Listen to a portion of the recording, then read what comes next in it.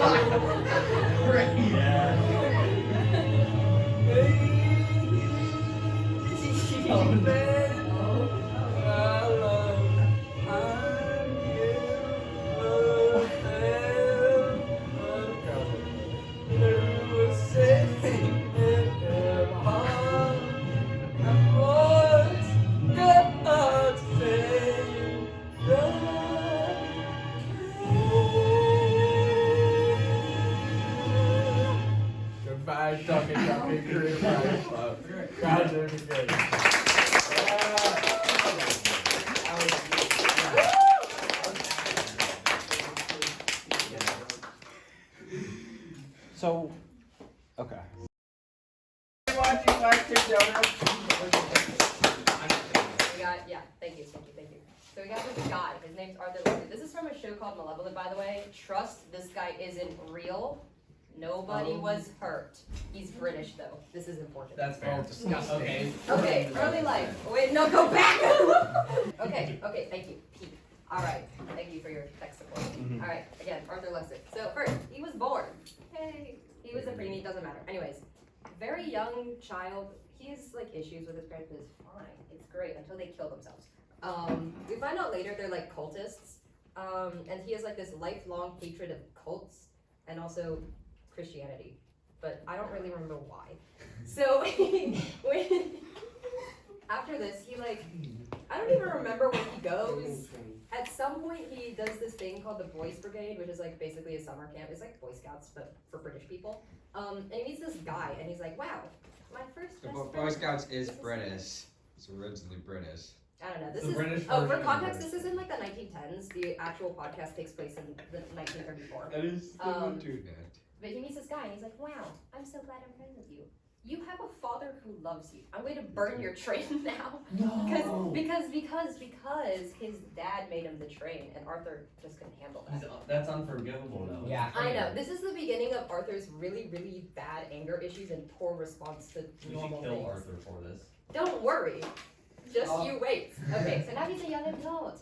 He's a pianist. He's pretty popular. Well, he's a composer. He marries this woman. Her name's Bella, and they have a daughter named Faro.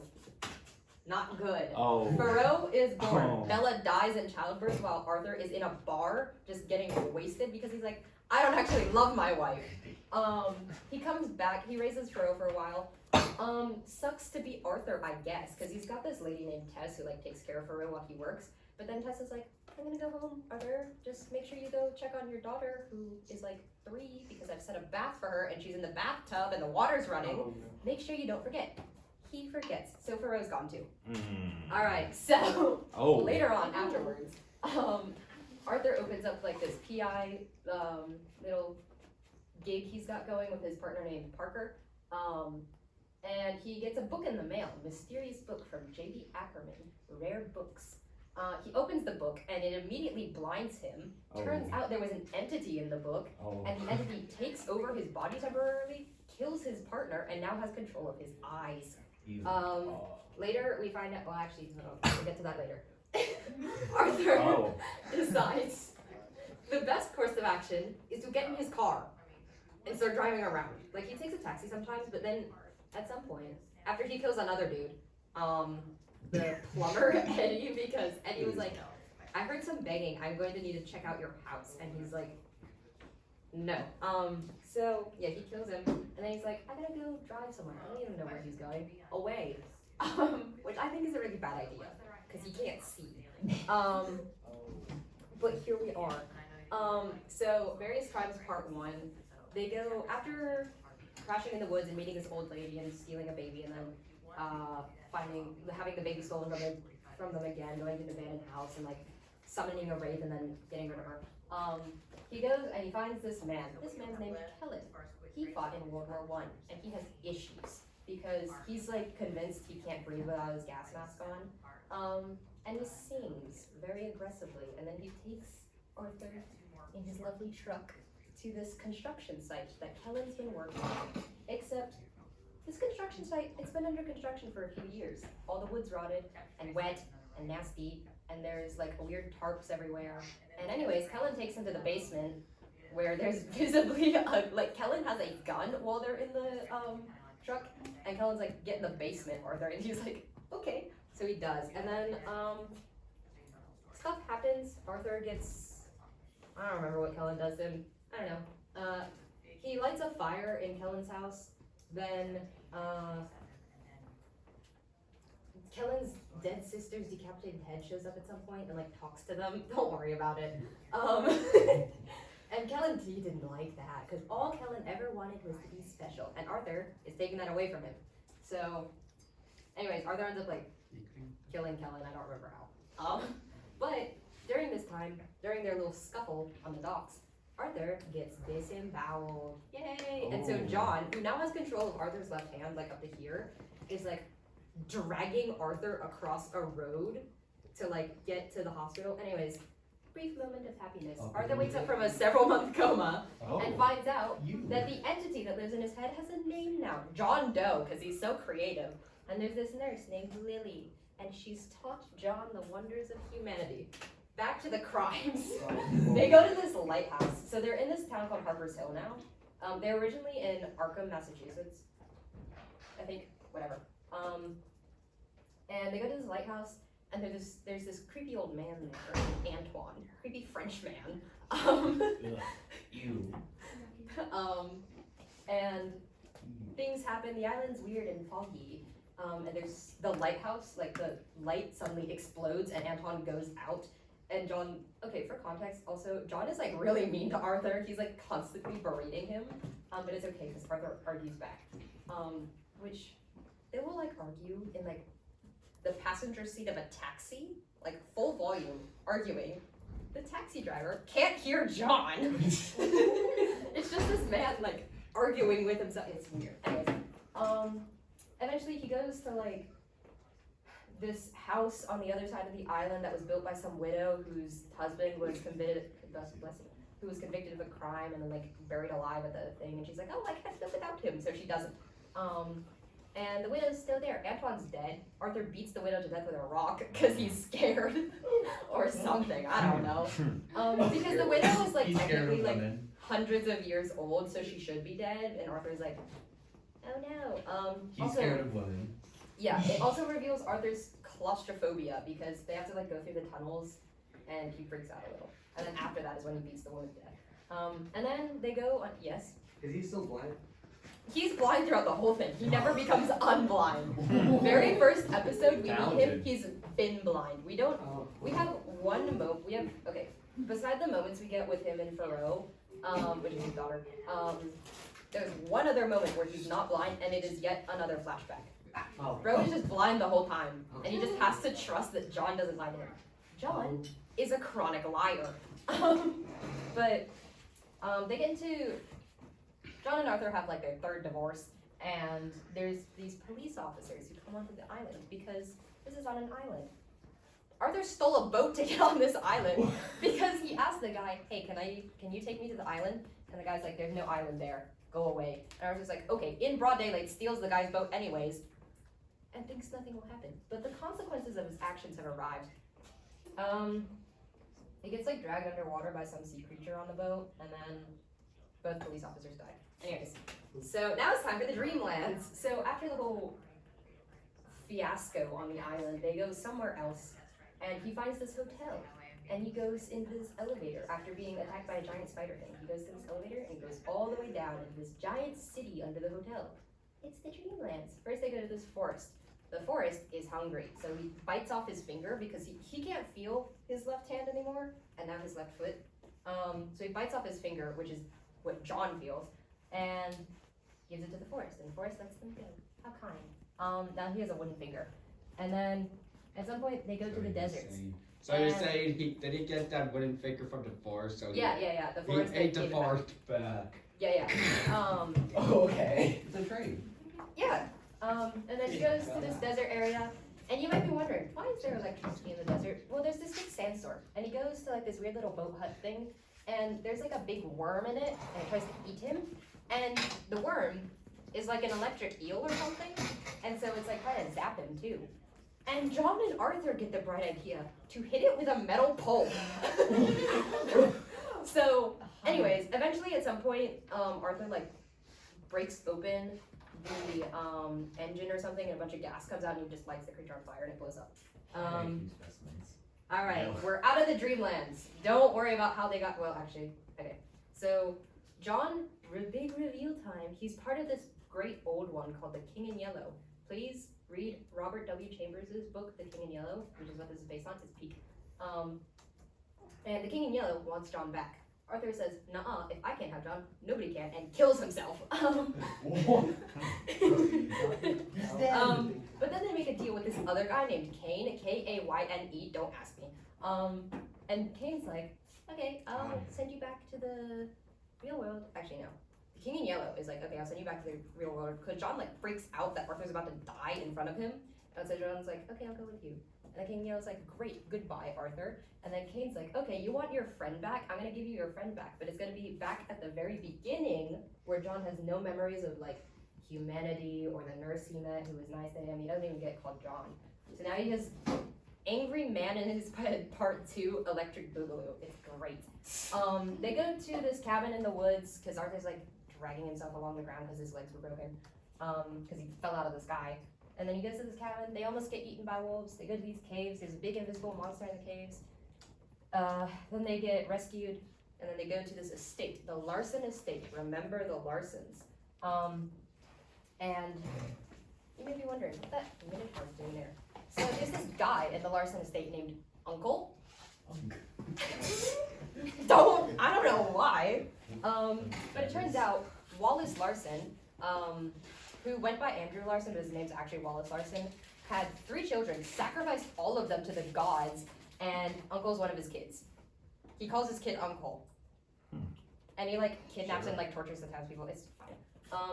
Anyways, so Arthur plays the piano because he wrote a song for his daughter, Faro, and he plays the song on the piano, and John's back, yay.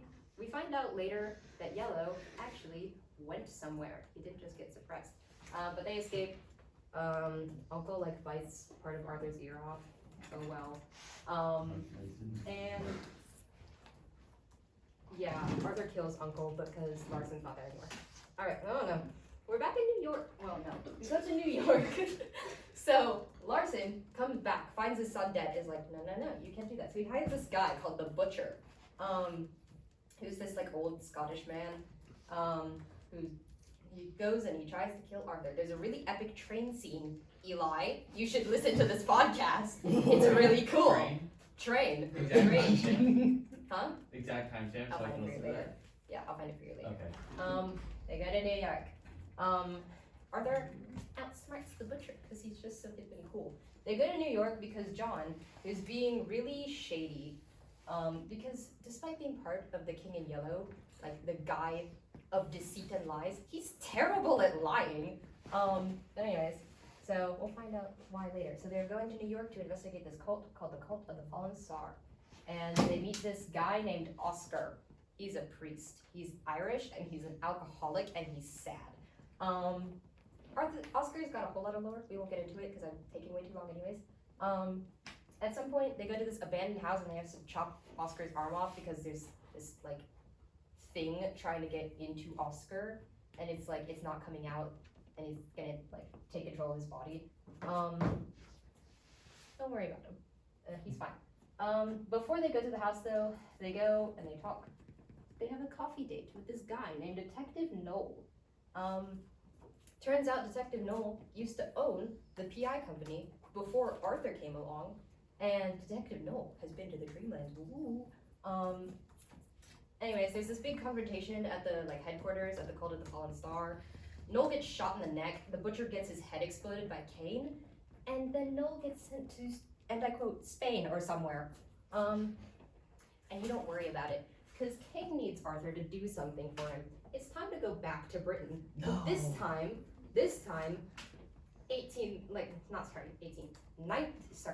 1300s Britain. Because Kane needs him to find the Black Stone. Won't tell him why. Don't worry about it. They have divorce number 5, John and Arthur do. Arthur falls into a hole like immediately after John freaks out over an owl because he doesn't know what an owl is. In this hole, there's like this maze of tunnels. There's this weird old witch, and there's maggots, and it's really gross. The sound effects really, really good, unfortunately, because there's tons of maggots. And then they find this guy who's like chained up, and he's sad, and he's like, "My name's Prince Warren, please help me." And Arthur's like, "Okay, man." Prince Warren is very, very dead, even when he's talking to Arthur, and he like chases Arthur around, and he bites Arthur, and then Arthur goes through another little tunnel, and he decapitates Prince Warren, and now he's dead. But he's skull. So you remember Kellen's dead sister? Well, he took a tooth out of Kellen's sister's mouth because, and he takes that tooth and puts it in the skull. The skull. He is a vanguard. He will tell them information and things they want to know. The skull's name is Yorick, and he's really funny. You should listen to it just for Yorick, because he's like, they're like about to get killed, and Yorick's like, "Oh, I knew this thing," and they're like, "Why didn't you tell me?" "Because you did not ask, my lord." Arthur gets impaled. Oh no. Sucks to be him. Does it end there? No, Oh, hold on. is it? Don't worry. There's more. Just the end. No. John stitches him up one-handed, explodes the witch's head. There's a lot of exploding going on in this show. And then they make it out. They like, I don't know. They make it out. Don't worry. They're not in the tunnels anymore. And they wander around and they go to this town. This town is completely abandoned. Everyone is dead. There's this guy named Horig who's there, and he like curses Arthur with illness. Arthur sounds awful. It's like he's got like tuberculosis or something. But then it's time to go to Castle Carringford because I don't know, because they think that's where Prince Warren was going. They might as well go there. Sure. Yeah, Yorick, you're telling us everything we need to know. So they go to Castle Carringford, pretend to be Prince Warren. Bad things happen at Castle Carringford. It's run by this guy named Lord Edvard, and he doesn't care. He just like dips, because there's like 3 other guys there. There's like a monk, some drunk guy, and some French guy, another French guy. Anyways, the drunk kills everyone, tries to kill Arthur, and then success, Arthur hides and then gets dropped into a pit again, and then he like proves himself to Lord Everard, and Lord Everard is like, "I can trust you. Go on a quest for me." So Arthur and, okay, there's this really funny scene where Arthur's trying to get on a horse, and John's like, "You can ride a horse, right?" And Arthur's like, "No, but I've seen Ride 'em Cowboy, which is a Western movie, 4 times.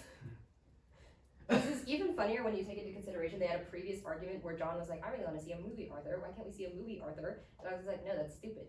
Arthur has seen this movie, which I checked is not very well made 4 times. It's like a kid's style movie. He saw this after his daughter died. Why was he there? Anyways, they go and have a great adventure with Antoine, Aaliyah, and some knight, I forgot, it's Surveil. Goodbye, Arthur's friends. You thought it was over when Arthur's friends all died in New York? Wrong. Surveil dies because he gets shot and like infected and it's gross. And then Antoine and Aaliyah, they go to sleep forever. And there's this goddess thing named Lilith. And she's like, wow, I really like Arthur. Arthur's my favorite. We find out she's been like following Arthur for his whole life. And she really wants the Blackstone, which Cain also wants, remember? Because Cain needed them to get the Blackstone. Guess what? Guess where the Blackstone is? Inside Antoine. So she like rips Antoine apart. And then, oh no, the consequences. So, sorry, daddy issues cubed. Because Arthur has daddy issues. John kinda does because of the King in Yellow. And Lilith does. By Mr. Bye. Banana. I'm almost done. There's 1 slide left. Trust. So I'm so sorry for yapping this long. And the consequences: Arthur gets dismembered. Any more Lilith donuts dies. before we go? Oh yeah. Arthur gets dismembered. Oh no. And he goes to this place that's like a bar, and it turns out Cain has a secret, not evil twin, secret good twin called the manager. So he goes and talks to the manager, and the manager's like, I'm gonna send you to the dark world. John hates this. John is so afraid of the dark world. They go to the dark world, and it's awful. They like immediately find this guy, and the guy's like burying him alive, so they kill the guy. And then they go to the swamps, and then they go to the trenches. And it's really, really cool because like you can feel how minuscule and small Arthur and the other humans are compared to like these unfathomable beings. And that's it, because it's still updating. Yay! Woo!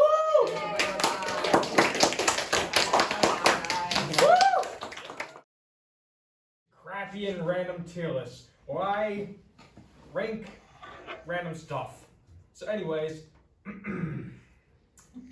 this brick I found in my backyard. It's alright. I like bricks. They're good. But this one is kind of sour. You see here, kind of owes me money. And let's just say, it hasn't paid me back.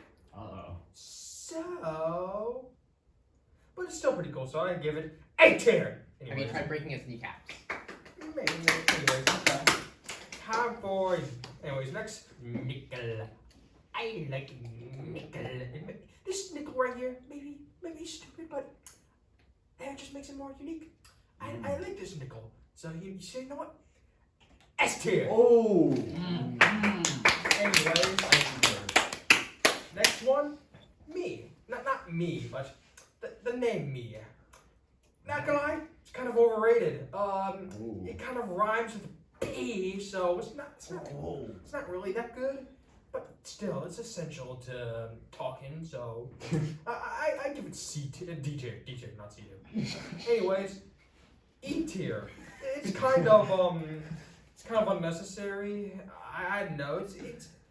It's not even supposed to be here, but the one is like the only good looking tier list I can find that wasn't that pixely, even though this one is kind of very, very, very pixely, but in a way, it's kind of charming. So don't tell E tier because it's supposed to be an E tier, but I'm giving it a C tier. Yeah. But doesn't it rhyme with P? But no, it ends in tier. No, it ends in tier. Oh, So you're right. Okay, it's fine. Crisis averted. Anyways, this baseball. Now this baseball is fat, but this is probably the most coolest baseball I've seen. It's like so cool. He's radical. Like you guys don't know it. You didn't meet it personally, so you guys may not get it, and I don't care. S tier. Now. Anyways, oh my god. Rio. It's a good game, but I can't play anymore. How am I supposed to know? How am I supposed to rank it? I'll tell you why. This version of Angry Birds Real is free and HD. That's so awesome. I can't afford Angry Birds Rio, but I can afford Angry Birds Rio free HD version S tier. Next up, Desmos calculator. It's good. It's good with helping with like algebra, geometry, and I don't know, physics. But not gonna lie, I'm gonna lie, but it's not. I like it.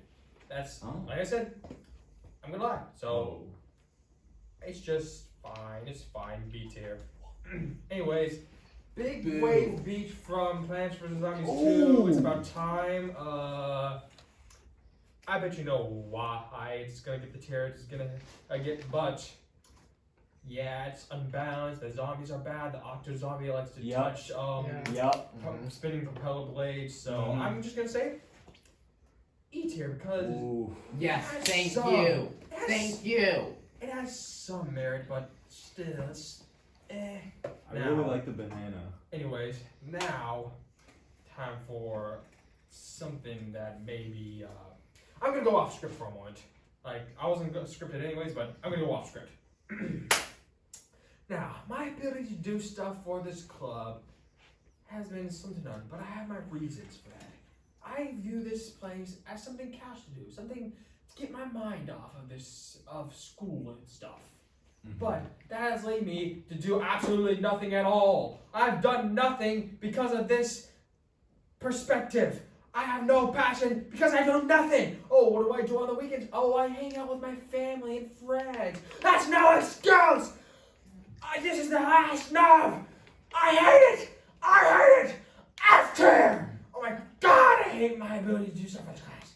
Oh my god! Sorry, may have gone out of hand, but anyways, quote from my singing monsters, it's okay, B tier. Nobody can tell me otherwise. Anyways, that's it. I'm now gonna be concluding now, so I don't know if people would want to listen to my interests for a super long time, but between then and now, I kind of remembered that it's kind of like the point. So I'm like, you know what, screw it, we're gonna talk about Nightmare at Disney. So this is I would venture to say, in terms of skill, probably my most proud video game achievement, which says a lot, because that's all I do ever. Outside of the game that we all know and love, you saw this on my YouTube channel, but I will bet you money you had no idea what was going on. There was a guy, right? You had to turn off the lights sometimes, and then other times you had to keep them on, and you had to look at the guys, right? You had to look at them. What? Yeah. Okay. So anyway, we're going to explain. So Nightmare at Disney is a max mode. So what is a max mode? A max mode is any kind of custom-made night in a Five Nights at Freddy's or Five Nights at Freddy's adjacent game that involves all the characters being at their max level. In these custom nights, you can customize how active they are, and a max mode is where they're all at max. So these are some examples. You have your infamous 50-20 mode in the top left. You have the OG 2020-2020 mode in the top right. And then in the bottom left is an example of not an official game, but it's still a max mode because it is a fan game. And then they vary in quality. The bottom right, it's sure. But anyway, so these are going to be our table of contents. I'm going to go over the mechanics quickly, the characters quickly, and then touch on the strategy a little bit for how to do this. So it is a survival game like most FNAF games are, and it goes from 12 a.m. to 6 a.m. with each hour being 70 seconds long. So it's a 7-minute night in total. And in the top right, you have your time with a more precise timer underneath it in seconds. And then you have cameras, which are also a FNAF staple, where you use it to monitor the different characters, see where they all are. From this point on, these are going to be mechanics exclusive to the fan game that Nightmare at Disney's part of, Five Nights at Treasure Island. So the first one's turning off cameras. So there's this button right here, and when you click it, it turns the camera off. And you can turn off cameras as much as you want, but only one can be off at a time. You can also stand still. So if you hold spacebar in the office, you can stand still. You can't do anything else while you're standing still though. And finally, there's a light bulb at the top, which you click to turn off. With the lights off, you can't go into the cameras, but you can stand still. So those are the three kind of Five Nights at Treasure Island exclusive ways to counter the characters. So anyway, here's our roster. Here's all 15 of them.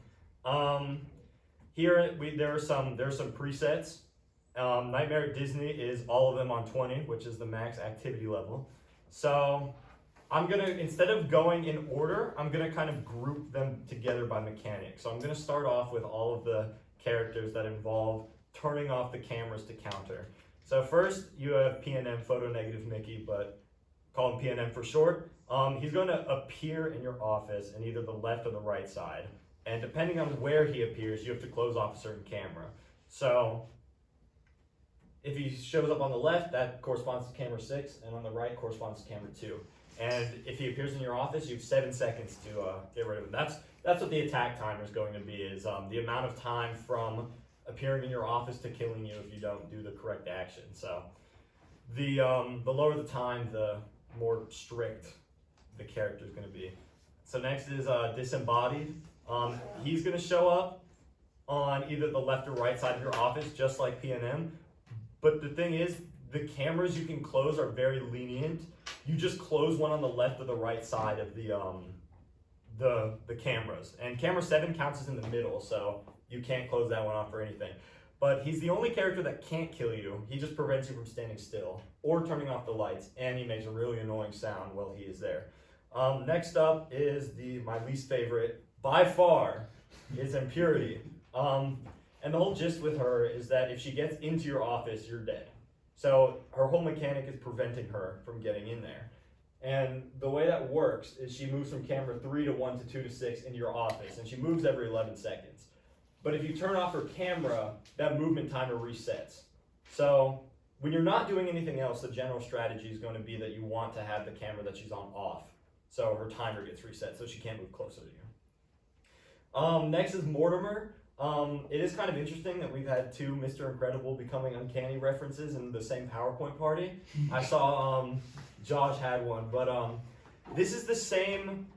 This guy appears in your office and he plays a song, and in one of the cameras, the song will be especially loud, and you have to shut off that camera. And he does take a long time to kill you, 24 seconds, and the song he plays is the same song that is, if you remember those memes from like 2021 maybe? Oh yeah, I remember hearing it in the video. Yeah. So next is CPNM. A lot of people consider him to be the hardest one, but I don't see it that way at all. He's actually one of my favorites. So he's gonna show up in your office, and you have to shut off the last camera he was in. So he can go from either 3, 1, 2, or 6 in your office. And he's a little annoying because you always have to see where he is. Because if you lose track of him and he gets in your office, you have no idea what camera to shut off. So that's going to be an issue. So that's going to be one of the main threats, is kind of keeping track of where he is at all times. So moving into the standing still characters, they're very simple. This is Acephalus. When he appears in your office, you stand still on the left side of your office, and then Undying is the exact same, but you stand still on the right side of your office. Oswald is this guy that appears in the back after, it's not random, he actually appears out of after a certain number of camera flips. So the first 3 times you flip your cameras up, he'll appear, and then after that it's every 2. And you don't have to stand still on any specific side, you just stand still. So this is the face, yes? Question, when Mortimer went on a lower difficulty setting, does Mortimer appear less often? Yeah. I'm fairly certain the attack timer is still 24 seconds, but I think he just appears less, yeah. So this is the face. You can watch him through the cameras to see when he's gonna get in, but he has a sound cue, which is much more reliable, and it's less cameras to juggle around, so that's what you're gonna wanna do. But anyway, when you see him, turn off the lights. So this is Hourglass. He's a little weird because he's a combination of all 3. what you do depends on the camera he was in before he gets in your office. So 3 and 4, you turn off the camera. 5 and 8, you stand still. And 9, you turn off the lights. But for Nightmare at Disney, it's interesting because you have time in the 6 seconds to do all 3. You can stand still and turn off the lights at the same time, and you can turn off any camera in that 6 seconds, so you really don't actually have to watch him. And so you won't attack you if you do the wrong thing? No. Because he's going to appear at the same time as like 5 other characters, Yes, so of it's going to course. be, in the same vein as doing all 3, this is Sparky. When he shows up, you have to turn off the lights and stand still, and then when he's gone, you have to turn off the camera afterwards. And you have 11.5 seconds to do both of those things. So the standing still with the lights off, you have 11.5 seconds to do, and then you have 11.5 seconds to turn off the camera after he leaves. So now kind of going into the miscellaneous characters. This is NPNM. When he appears, you just move your mouse from side to side. It's very lenient. His attack timer pauses even if your mouse moves like just a pixel. So you just kind of move your mouse a little and he disappears. I saw that a lot. Yeah, so this is classic The Face. And all you have to do is put your camera up. But he kills you very fast. So if you happen to see him, even if there are like 5 other people, you do it first, no matter what. Yeah. Does his attack timer change? What do you mean? In lower difficulties. Oh, I don't know. You never really experiment with anything under 20 in this. Makes sense. Next is Pete. Pete is an invisible character, and he only manifests through this red dot on the cameras. And when he appears, you have 15 seconds to watch the red dot on the camera. And if you don't, he'll kill you. If you do, it just disappears, and he'll come back to attack you later. And finally, we have Willie. He's the easiest because you don't have to do anything different that you normally would. He camps out on a camera and he moves every once in a while, but you can't stare at him for too long. And that's not really a problem because you're moving cameras really fast anyway already. So he's never going to be an issue, but he does exist. I am going to touch on him. And he can't overlap with Pete. No, yeah. So if Pete is on a camera, you'll see the red dot, but Willie can't also be at that camera because that would be contradicting things. You wouldn't be able to watch the camera and not watch the camera at the same time. Yeah, exactly. So one last thing, this should be quick, are the strategies. So a lot of the time, NPNM, Acephalus, Undying, they like to all appear at the same time. So you get into the cycle of moving your mouse from side to side, and then you turn off the lights, and then you stand still on the right, and then the left. And these are all the characters that kind of gets rid of if they're there. You kind of kill like 10 birds with one stone, if you will. And then in the cameras, what you're going to want to do is you're going to want to turn off any urgent camera first. So if PNM or CPNM or Mortimer, Hourglass, if anyone you need to turn off the camera for is in your office, you're going to deal with that first. Afterwards, you're going to make sure you have the camera off on impurity so she can't move towards your office. And then you're going to watch Pete if he's there. And then finally, you're going to look for CPNM so he doesn't surprise you when he gets in your office. Makes sense. Now, the night is skill-based, but the first 30 seconds always play out generally the same. There are a couple of scripted appearances that happen at the beginning. So first, at around 7 seconds in, Pete's going to appear, Mortimer's going to appear, and then the office cycle enemies are going to appear. So stand still on the left, right, move your mouse, all that. And then that's going to happen again at 25 with the addition of like basically everyone. So the Mickeys are going to line up together. Disembodied's going to show up, and then the Face and Hourglass are going to show up. It's really scary, especially to happen so early on in the night, but it's a lot easier than it looks because a lot of the characters' attack timers are pausing when you're doing other characters' actions. So the final rules of thumb is you always have Impurity's camera off. You don't need to off elsewhere. When you're not doing anything, keep track of CPM and be quick and then practice. And then before you know it, wow, there it is. There's the screenshot of the victory. So that's it, right? I mean, all the characters on 20 AI level. How does it doesn't go higher, right? No, it does. Right? Well, it doesn't go higher than 20, but there's an issue, and that is every single character has an aggressive variant, which adds a whole new mechanic. I haven't beaten I'm trying to beat Suicide Mouse. It's really, really, really, really hard. So since I haven't beaten it, I'm not going to touch on all of the aggressive mechanics, but that's the future project. So thank you. Yeah. Question about Suicide Mouse. On Suicide Mouse. Okay, you guys can look now. Alright. Alright, is it recording? Yes.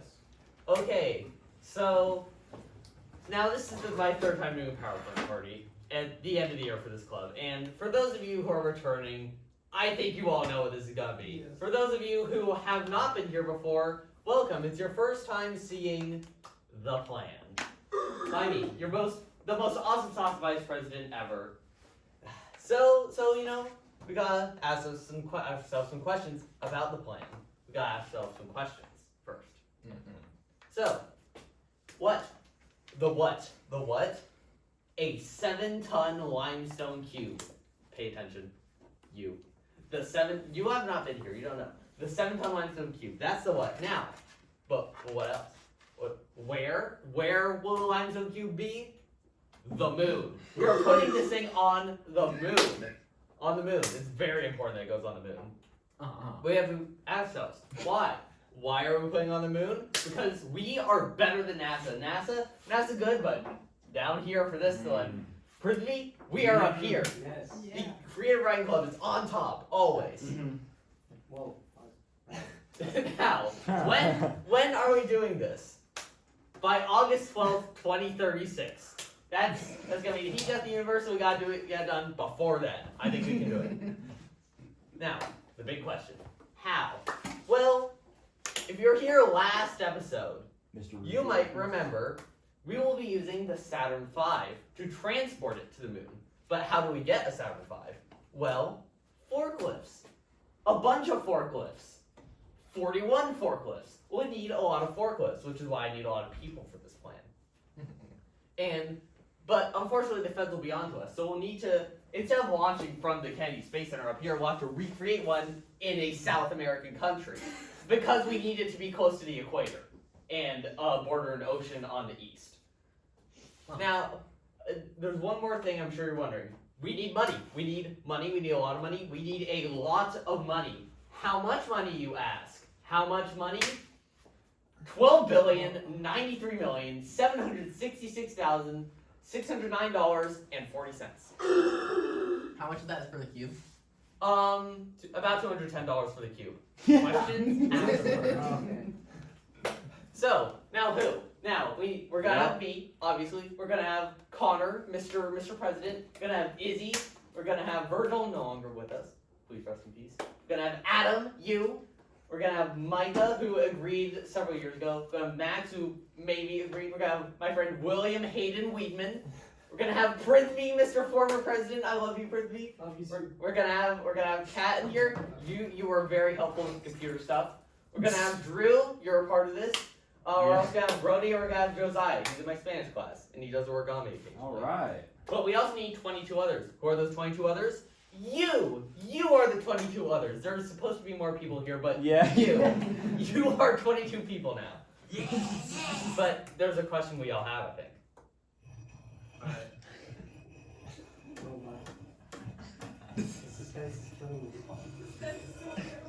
But wait, Oh. I am waiting.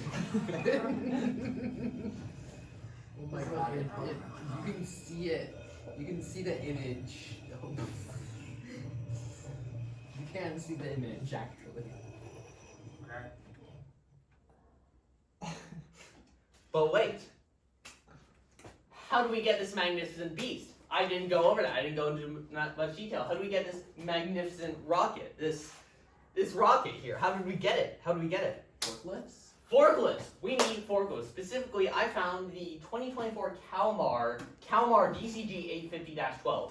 This has been an upgrade over the last episode's one, 85 tons. 85 tons. Now the Saturn questions afterwards. The Saturn V weighs 2,950 tons. Divided by 85. We need 35 forklifts. There's been a math update. Previously 41, now it's only 35. However, that's a lot of forklifts, and that's a lot of money because forklifts are expensive. I couldn't find an exact price, but I estimated prices. They can be 15,000 for one, but this is a high-end forklift, so it may be 100,000 or more. But again, we can request a price. So you know what I'm thinking? I'm thinking let's lowball this guy, okay? Big buck marketplace. So I'm thinking $5,000 per forklift. I think that's a steal. And we get 35 forklifts, each at $5,000. That's $175,000. I think that's a good deal for all parties involved. Yeah, absolutely. So what do? So the borrowing. When we borrow the rocket. Now I have this map of the Johnson Space Center where they have a rocket. They have a Saturn V flight tested hardware, and it's all safe and secure in that building. So we send in the forklift team. They drive in around here. They get in there. They get in it. They pick up the Saturn V, and then they take it along the pathway here. Take a shortcut across the lawn to the ocean, where we have a cargo ship waiting. A cargo ship waiting in the ocean. And then once we have the cargo ship, what do we do? What do we do? What do we do with it? We go on an adventure. Woo! We have our launch site there, right there in South America. So we go on an adventure. We take it all the way from here through the Caribbean, past Cuba. We'll take a missile past there again. We'll take it all the way down to here, right on the equator. And well, there's the stuff after, I suppose. Which, if you're that was not how it's supposed to look. But if you're here last episode, that way. well, you'll remember we created a limestone cube landing system using complex computer-generated imagery. And we'll just kind of borrow from NASA's plan of the landing plan. We just turn the engine on until we reach the surface. It's as shrimple as that. It's as shrimple as that. Yeah. They did this. I was there. I can confirm. Kat, you'll be piloting if the computer fails, which will also be your fault because you're programming it. But what if the computer explodes? Now this will cost a bunch of money, as I said. Total cost includes the limestone cube, the forklift, the cargo ship, the Kennedy Space Center replica we build in South America, the fuel, or renovating the rocket so it's flight worthy again. Or you design the lander and then actually making the lander. Total cost is again $12,093,766,609.40. I am accepting donations. All What percent of the right. way there are we? What? What percent of the way there are we? I have some money in my wallet. I'm not sure how much. It's non-zero. Any questions? Yes. Yes. Can you go back real quick? I'll tell you when to stop. Go back.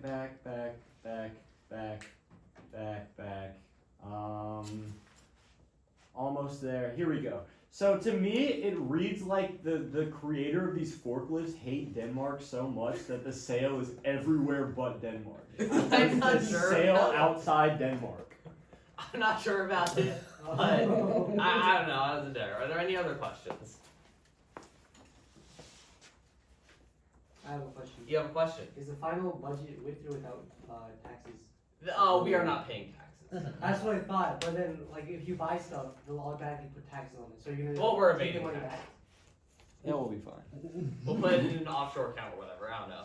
Okay. I'll get Dr. Welch on that. We're evading them. Adam, yes. If hypothetically these forklifts came from outside of the U.S., would we be avoiding tariffs as well? I think we would be avoiding tariffs. Yay! Ooh. Okay. Sweet. Tariff avoidance. And that is it, by the way. That is the plan part 3.